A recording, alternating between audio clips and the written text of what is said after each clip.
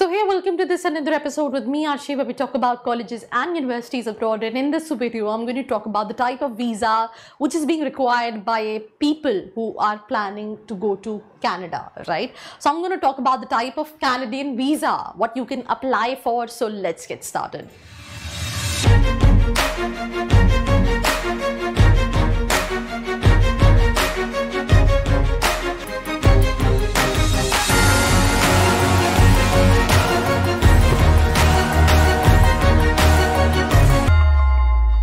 So we'll start with the first type of visa, which is basically Canada visitor visa. अगर आप नाम से ही बात करें तो आप easily समझ सकते हैं कि अगर आप अपनी फैमिली, फ्रेंड्स या किसी भी ऑफिशियल वर्क के लिए कनाडा विजिट करना चाहते हैं तो आप कनाडा के विजिटर्स वीज़ा को अप्लाई कर सकते हैं।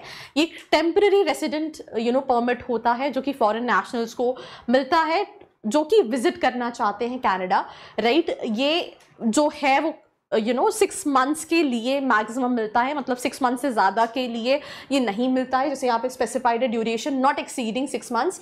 आप इस वीज़ा के लिए अप्लाई कर सकते हैं फॉर शॉर्ट स्टे वीज़ा के लिए।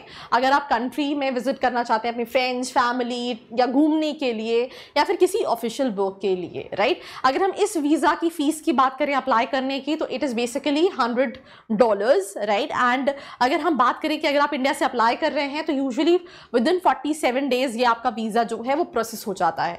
अब ये एक विजिटर वीजा है, देन उसके बाद टूरिस्ट वीजा कहलाता है विच is called Canada tourist visa. इसका भी सिंपल सी चीज है, ये सेम विजिटर्स की तरह ही है, पर यहाँ पे अगर आप घूमने जाना चाहते हैं कनाडा, राइट, तो उसके लिए कहीं ना कहीं आप इस वीज़ा के लिए अप्लाई कर सकते हैं। ये घूमने, ये विजिट के पर्पस के लिए ही कहीं ना कहीं ग्रांट किया जाता है। और उसका भी सेम है कि इसकी मैक्सिमम वैलिडिटी जो है वो 6 मंथ्स की है, उससे ज़्यादा नहीं होनी चाहिए। ये वीज़ा अलाउ करता है stay in Canada for a period not exceeding the जो भी ड्यूरेशन आपको दी गई है। इस वीज़ा के लिए भी अप्लाई करने के लिए अगर हम बात करें तो $100 की $100 ऑनवर्ड्स जो है वो वीज़ा फीस लगती है। बाकी अगेन मेरे हिसाब से ये दोनों ही वीज़ा काफ़ी सिमिलर है। जो भी लोग शॉर्ट टर्म के लिए फैमिली, फ्रेंड्स, घूमने के लिए जाना चाहते हैं कनाडा, वो इस वीज़ा के लिए अप्लाई कर सकते हैं। Moving to the third visa which is basically work permit visa. ये वीज़ा जो है इसमें आपके एम्प्लॉयर का एक बहुत बड़ा रोल होता है बिकॉज वो कहीं ना कहीं इस वीज़ा को स्पॉन्सर करता है। इसका पर्पस है कि आप विजिट करना चाहते हैं Canada, is working in an organisation, आप ऑलरेडी एक ऑर्गेनाइजेशन में काम करते हैं, स्पेशली नॉर्थ अमेरिकन रीजन में। You must apply for Canada work visa और वर्क परमिट। ये जो वीज़ा एप्लीकेशन है ये आपके एम्प्लॉयर्स के थ्रू सपोर्ट किया जाता है। इस वीज़ा की ड्यूरेशन जो है वो डिपेंड करती है आपके एम्प्लॉयर ने कितने ड्यूरेशन के लिए आपको वो अपॉर्चुनिटी दी है of your employment contract with an organisation in Canada. The fee for this application starts from $155. With this, moving to the fourth type of visa what you can apply for, right, that is Canada study permit visa। आप अगर पढ़ने जाना चाहते हैं Canada में तो आपको study permit के लिए अप्लाई करना है।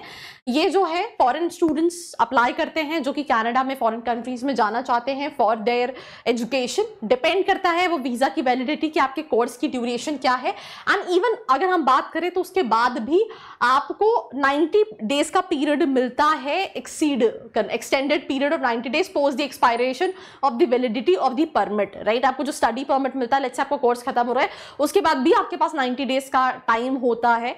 या तो अगर आपको एम्प्लॉयबिलिटी ऑप्शन मिले तो आप इसको रिन्यू कर सकते हैं, या फिर आप उस पीरियड में you can come back to India या फिर whatever country you have applied for, right. तो अगर हम बात करें 90 डेज का आपके पास है और इसकी जो कॉस्टिंग है दैट इज $150 ऑनवर्ड्स, मतलब $150 से स्टार्ट होती है when it comes to applying for this Canada study permit visa. तो यूजुअली ज़्यादातर इंडिया से स्टूडेंट्स अप्लाई करते हैं and they apply for this specific visa that is called study permit visa.